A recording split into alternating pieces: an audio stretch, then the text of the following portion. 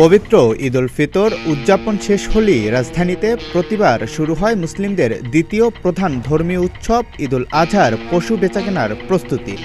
রাজধানীতে এবার কোরবানির পশু বিক্রির জন্য মোট ১৯টি স্থান নির্ধারণ করে ইজারা বিজ্ঞপ্তি প্রকাশ করেছে দুই সিটি কর্পোরেশন।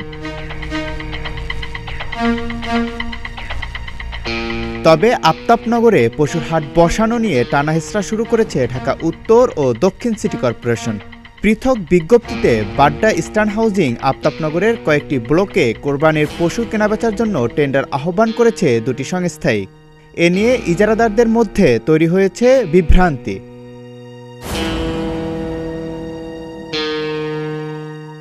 নাম প্রকাশ না করার শর্তে একজন ইজারাদার বলেন, গত বছর ঢাকা উত্তর সিটি কর্পোরেশন থেকে তিনি এই হাটের ইজারা নিয়েছিলেন, কিন্তু এবার উত্তর সিটি কর্পোরেশনের পাশাপাশি দক্ষিণ সিটি কর্পোরেশনও একই বিজ্ঞপ্তি দিয়েছে।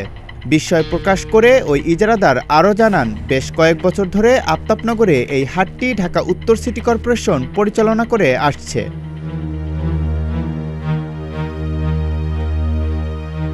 এ নিয়ে জানতে চাইলে ঢাকা দক্ষিণ সিটি কর্পোরেশনের প্রধান নির্বাহী কর্মকর্তা মিজানুর রহমান বলেন, আফতাবনগর এলাকাটি দুই সিটি কর্পোরেশনের অন্তর্ভুক্ত।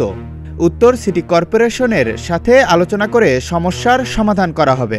এই বিষয়টি সুস্পষ্ট আমরা বলতে পারি, সেটা হচ্ছে যে হয়তো পাশাপাশি দুটো এরিয়া, যেহেতু আফতাবনগর ভাগটাই দুটো সিটি কর্পোরেশনের অধীনে এসেছে, তো নামের বিড়ম্বনা এখানে আসলে বিভ্রান্ত হওয়ার কোনো সুযোগ নেই, কারণ একই এলাকাটা দুই জায়গায় পড়েছে।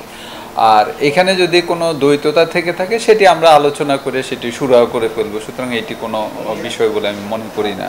এটি আমাদের মধ্যে উত্তর সিটি কর্পোরেশনের সাথে আমাদের আলোচনা করে আমরা সেটি সুরাহা করব। অনেক সময় একটি ব্লকও দুই ভাগে বিভক্ত হতে পারে, তো এরকমও হয়তো হইতে পারে যে কোনো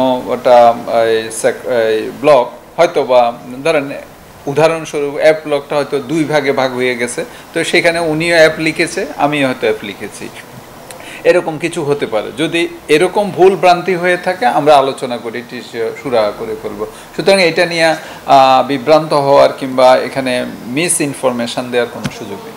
অন্যদিকে উত্তর সিটি কর্পোরেশনের প্রধান নির্বাহী কর্মকর্তা মীর খায়রুল আলম বলছেন, ভৌগোলিক সীমারেখা দেখে ইজারার বিজ্ঞপ্তি দেওয়া হয়েছে। দক্ষিণ সিটি কর্পোরেশন কিভাবে বিজ্ঞপ্তি দিয়েছে তা আমাদের জানা নেই।